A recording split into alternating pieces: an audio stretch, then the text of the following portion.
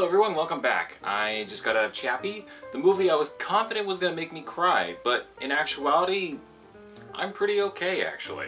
So we all know this movie, right? We all know this as the short circuit, reboot, remake, ripoff, whatever. We all just kind of call it this movie. That's the joke that we're all in on. It doesn't take a whole lot to put together that this shares a lot of common ground with Short Circuit.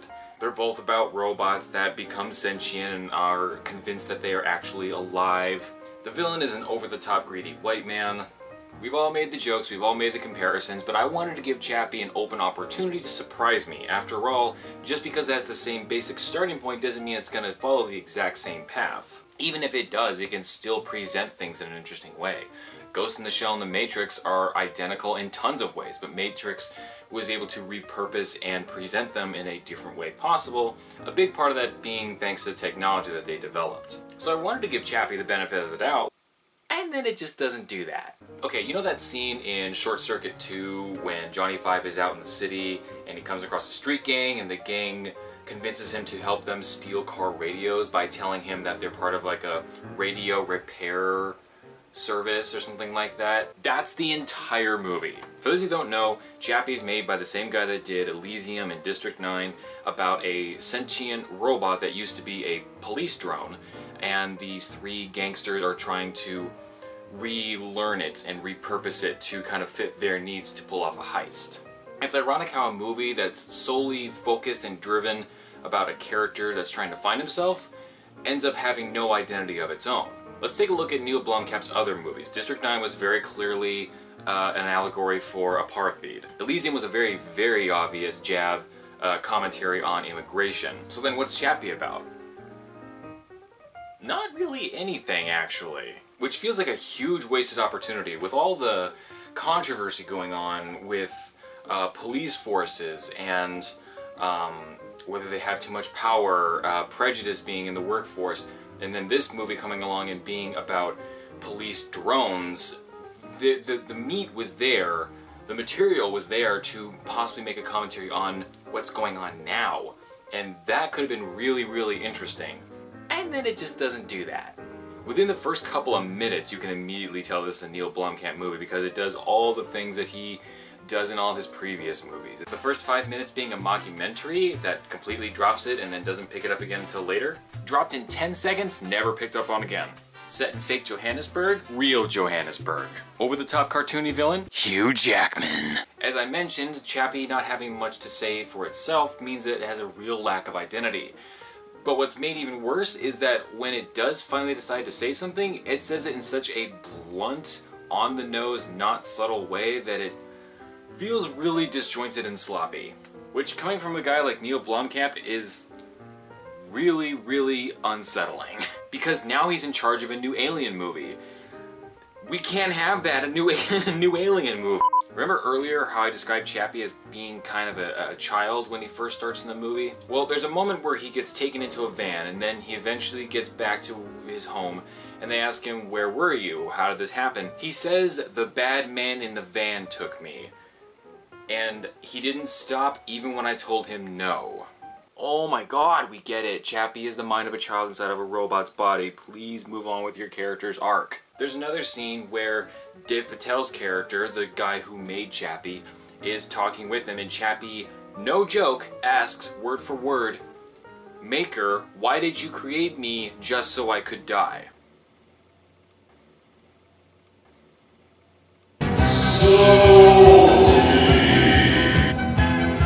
And then the first scene where Chappie has been kind of born and he's walking around his new living place, and the most cliche baby music is playing in the background as he tinkers around with all this stuff in the place, and it's just so shoved the emotion down your throat that it just comes off as amateur. And we know Neil Blomkamp can do better than this. We've seen District 9, and we'll forgive Elysium, and it's not even a problem that's exclusive to the character Chappie himself. All the other human characters, to some degree, are guilty of this too.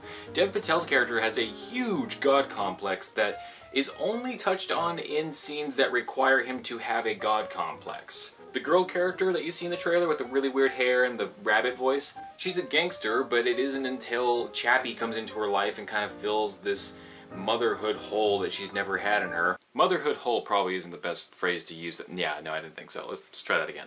It isn't until Chappie comes into her life that fills this hole in her heart that she's been previously trying to stuff with crime and criminals. I can't get over it. And fills this hole that she's had in her heart that she's been filling with drugs and narcotics, and drugs and narcotics are the same thing, Caleb. Wow. It isn't until Chappie comes into her life that her character starts to change a little bit, but only in the scenes that require her to act like a mother. Hugh Jackman's character constantly, whenever he sees Chappie, is going like this, and at one point he calls Chappie godless, as opposed to all the other god-loving robots that were in the movie. And Sigourney Weaver, fuck all if she needed to be in the movie. You could have had anybody in that role. But really, it's just so frustrating because all the pieces are there to bring it into a more cohesive narrative. It just didn't happen for some reason. Also, quick little note. Severely disappointed that this part from the trailer never plays a part in the movie. You kind of just figure it's gonna play some part later on in the movie, right? Either he's going to learn that what it means to be alive is to become an adult and grow and having the power to decide how your life goes, or there was gonna be a badass action scene where he kicks the shit out of everybody and shouts, "I have the power" at the perfect moment. I mean, hell, we were already making short circuit comparisons when just the trailer came out. And you know what Johnny Five did all the time when he was fighting bad guys? Hey, you. Here's Johnny. To the moon, Alice!